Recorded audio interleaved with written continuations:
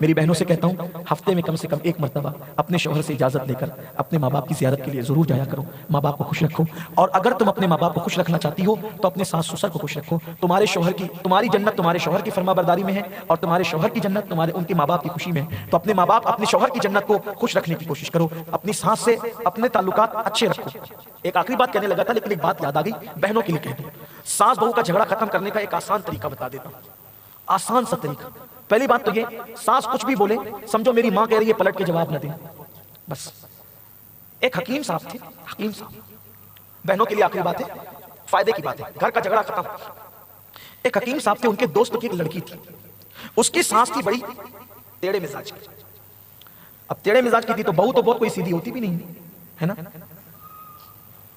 ایک مرتبہ ایک شخص نے اپنی بیوی سے پوچھا کہ دنیا کی سب سے خوش نصیب عورت کون ہے؟ تو اس کی بیوی نے بلا تکلف کہا حضرت حوا. سب سے خوش نصیب عورت دنیا کی کون ہے؟ حضرت. تو شوہر نے پوچھا وہ کیسے؟ کہا اس لیے کہ ان کی ساس نہیں تھی, اس لیے وہ خوش نصیب عورت. یعنی عورت کو ساس کا اتنا ٹینشن ہوتا ہے. تو اب ساس لڑتی ہے تو بہو نے کب پیچھے رہنا ہے, 2 قدم تو وہ اس سے آگے. اب ایسا ہوا کہ وہ بار بار شکایت کرتی تھی ماں باپ کے پاس, ساس لڑتی ہے, جھگڑتی ہے, گالی دیتی ہے. شریف ماں باپ کہتے تھے بیٹا برداشت کر لو. ساس بننے کے بعد زندگی کتنی باقی رہتی ہے. یہ بات میرا جملہ یاد رکھنا میری بہنوں اور سب لوگ, ساس بننے کے بعد بہت سانسیں نہیں رہتی. ساس بننے کے بعد سانسیں کم رہ جاتی ہیں. مطلب جو ساس بن گئی مطلب تیاری کرو قبر کی, بس ختم ہونے والی زندگی یہی ہوتا ہے. ہاں تو زیادہ ظلم مت کرا کرو بہوؤں پر. وہ ظلم کرتی تھی, یہ بھی گالی گلوچ کرتی تھی, اور ماں باپ سے شکایت بھی کرتی. شریف ماں باپ تھے. آج کل کے ماں باپ تو بولتے تو بھی لڑکی کا جواب پتھر سے دے, کیس کر دیں گے, یہ کر, پتہ نہیں کیا کیا بکواس ہوتی رہتی ہے. بیٹیوں کو شے مت دو. تم اپنی بیٹی کو لڑاؤ گے ساس سے تو تمہاری بہویں بھی تم سے لڑے گی, یہ بات یاد رکھیں. وہ کوئی کمپلین نہیں لیتے تھے, سمجھاتے تھے. اس نے سوچا کہ چلو اب ٹنٹا ختم کرتے ہیں. ابا کے دوست تو حکیم جی کے پاس چلتے. حکیم کے پاس بھی, چچا یہ میری سانس بہت ستا رہی ہے, بہت پریشان کر رہی ہے, اس بڑھیا کے لیے ایسا زہر دو کہ بڑھیا مر جائے. وہ واقعی حکیم تھے. وہ واقعی انہوں نے کہا بیٹی بالکل تم نے صحیح کہا, ایسا زہر دوں گا نا کہ بڑھیا مر جائے گی, لیکن تیری اس کی جمتی نہیں ہے, اچانک مرے گی تو سب تجھ پہ شک کریں گے.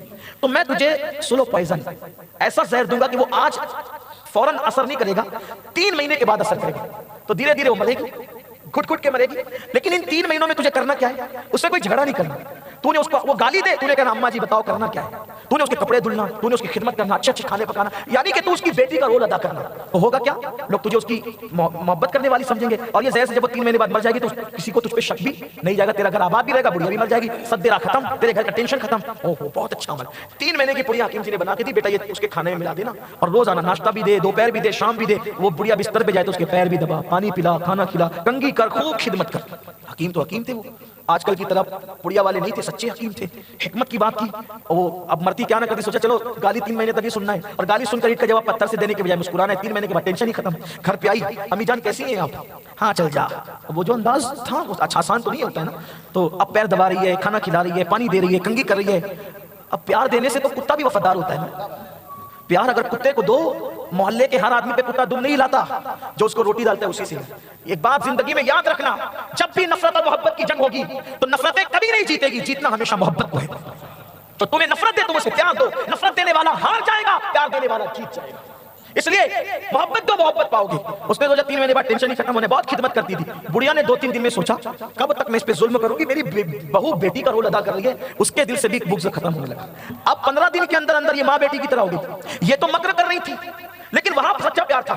اب بہو کے بغیر یہ نہیں رہتی, بیٹی ادھر آؤ, بیٹی ادھر آؤ, یہ کیسے کرے, وہ کیسے کرے. شوہر پریشان تھا, میری بیوی اور میری ماں میں کیا پیار ہو گیا.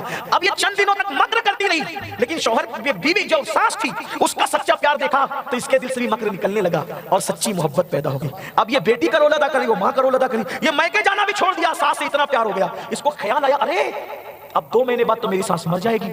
فوراً 1 مہینے کے بعد دوڑتی بھاگتی پہنچی حکیم, چچا چچا رحم کرو, کرم کرو. کہا بیٹیا کیا ہو گیا؟ کہا میں نے تو وہ پڑیا کھلائی, اس کو خدمت بھی کی, لیکن میری سانس مجھ سے بہت پیار کرنے لگی. جب میں پیر دبانے لگی, کھانا کھلانے لگی, کپڑے دھلنے لگی, کنگھی وہ بہت پیار کر. چچا میری سانس اب مرنا نہیں چاہیے, کیونکہ ہمارے درمیان پیار ہو گیا, مرنا نہیں چاہیے. چچا کسی طرح میری سانس کو بچا لو. حکیم نے مسکرا کر کہا بیٹی میں جانتا تھا تو اچھا سلوک کرے گی تو وہ تجھ سے پیار کرنے لگے گی. تو ٹیڑھی رہتی تو وہ بھی ٹیڑھی رہتی. کوئی ایک کو اچھا بننا پڑتا ہے. میں نے تجھے زہر نہیں دیا تھا, تیرا دل بہلانے کے لیے, تیرے دل کی تسلی کے لیے ایسے ہی پڑیا بنا کر کے دے دی تھی. جا تیری سانس مرے گی نہیں, انشاءاللہ وہ جیے گی. جاؤ پیار سے رہو. میں بھی آپ کو یہی پوری دے رہا ہوں. اگر آپ کی سانس گالی دے آپ اس کے پیر دباؤ, وہ تمہیں گالی دے تم چپ رہو, خاموش رہو, خاموش رہو. بلکہ ایک تعویذ بھی لیتے ہوئے جاؤ. ہمارے مرشد گاہ مالیرا مطالعہ کے ایک بزرگ کے پاس ایک عورت آئی, کہنے لگی حضرت پیر جی میری سانس مجھ سے لڑتی بہت ہے، بہت جھگڑتی ہے، ایسا تعویذ دو کہ بڑھیا لڑنا بند کر دے۔ آپ نے کہا بیٹیا تعویذ تو ہے لیکن وہ تعویذ کو پتھر کے نیچے نہیں دبانا پڑتا ہے، درخت پہ نہیں لٹکانا پڑتا ہے، مشکل کر پائے گی؟